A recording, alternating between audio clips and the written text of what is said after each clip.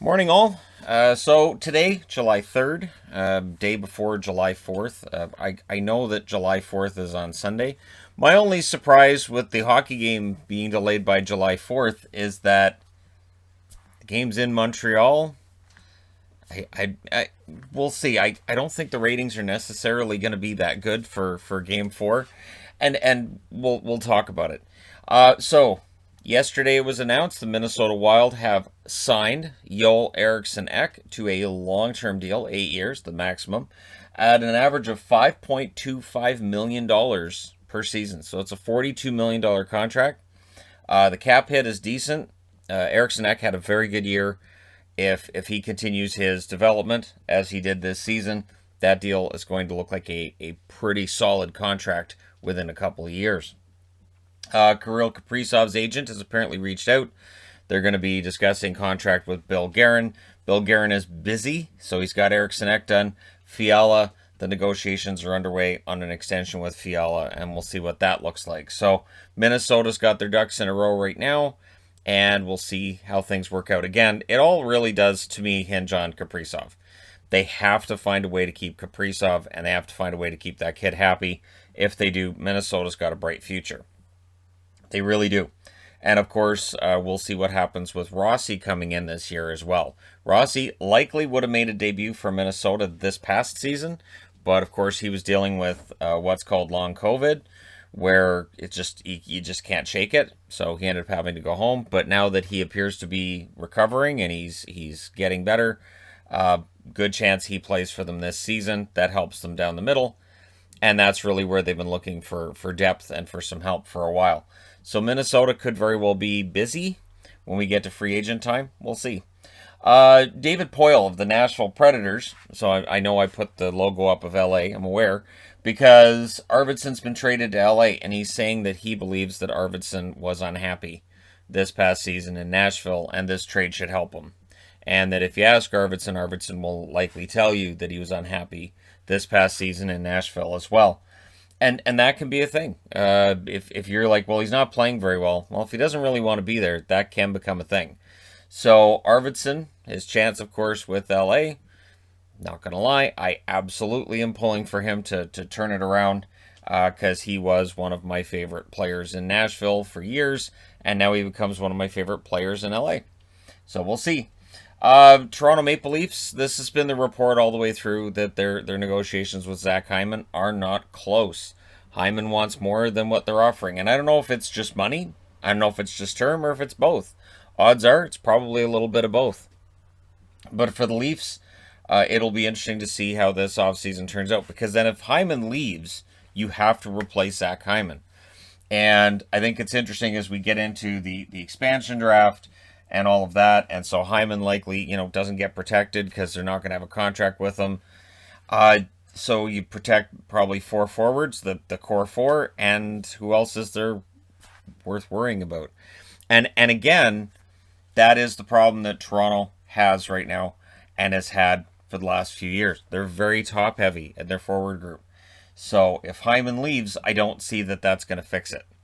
They don't have a ton of cap space to sign him to a massive deal, but somebody will. He's a hard worker. He may not score goals with another team the way that he did with Toronto the last couple of years, but he's a hard worker. He's still relatively young. Somebody will probably open up their checkbook and give him a pretty hefty payday. I also want to say, and I'm going to throw this in here, not all Stanley Cup finals are great. I think it's funny, too, because I keep reading this is a rare sweep in the Stanley Cup final. Yeah, people have been really spoiled in recent years. And I remember when the Stanley Cup final was very often a dud. Whether it was Boston getting swept or Boston losing in 5 or Vancouver losing in a sweep or Minnesota getting run over by the New York Islanders. I remember when it was relatively common-ish. Pittsburgh and Chicago comes to mind. There was the Capitals and the Red Wings as well. It's not really that it's that unusual. It's just I think we've been spoiled with some really good Stanley Cup finals over the last decade. So, yeah, Montreal likely goes out on Monday. That's probably their last game. I still think it's a point of pride. I think that if you're a Montreal fan, you're thinking, well, should I get a Stanley Cup final patch put on the jersey for this year to commemorate it? Absolutely. And again, I'll be looking at Cinderella runs and teams that have gone on runs, and eventually you hit that wall. I remember being a Vancouver fan as a little kid, watching in 1982 and being so excited when they knocked off Calgary and then LA and then Chicago. I was like, this is great. And then that first game against the Islanders, it was like, oh, this is different. Oh, this team is different. And then game 2, it was like, okay, so this series is completely different. And yeah, Vancouver lost in 4 straight. They put up a good fight early on, but by the end of the series, yeah, Islanders kind of ran them over. So that's kind of what we're seeing here with Tampa Bay and Montreal. And again, it's happened before in NHL history. It will happen again. We will go through this again where people are throwing their arms in the air and saying, the wrong team made the finals. Then why did the other teams not beat them? So, yeah. And also, I want to throw in there for Montreal, and I'm going to say this in defense of Montreal. They went through the COVID shutdown. They have played an absolute ton of games in a short period of time. And that squash schedule, not only did they not complain about it, when it would have been a reasonable thing to complain about, but they knocked off 3 teams to get to Tampa Bay. So, there are a lot of reasons to be proud if you're a Montreal fan. And if you're a Tampa Bay fan, immediately your attention probably goes towards next year and you're saying, okay, so can they do 3? Can they win 3 in a row?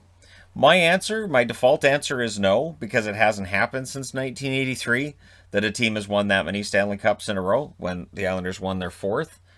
But we'll see. We'll see what kind of magic they can perpetrate. Again, what they did this year that everybody's all mad about, they can't do that next year. The Gaborik and Nilsson LTIRs, those are done at the end of this year. So, yeah, they can't. There is legit no way for the Tampa Bay Lightning to do it again.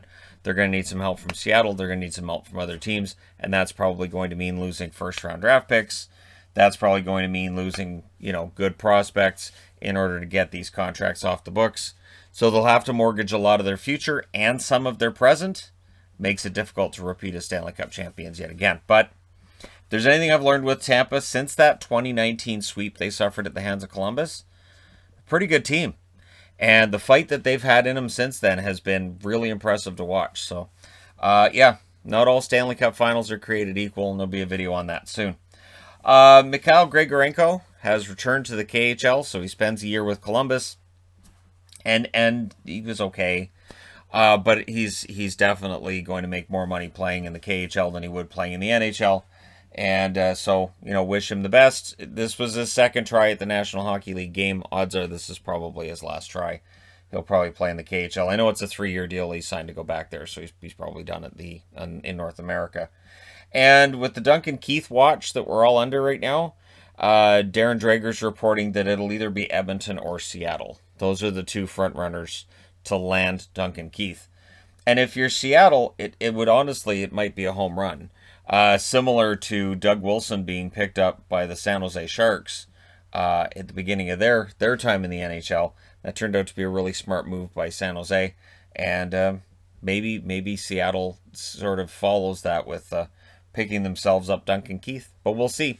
Let me know your thoughts in the comment section below as always. Don't forget to hit like and subscribe if you're browsing your way through. You just happened upon this video. Thank you guys so much for watching, for all your support. I will talk to you again soon.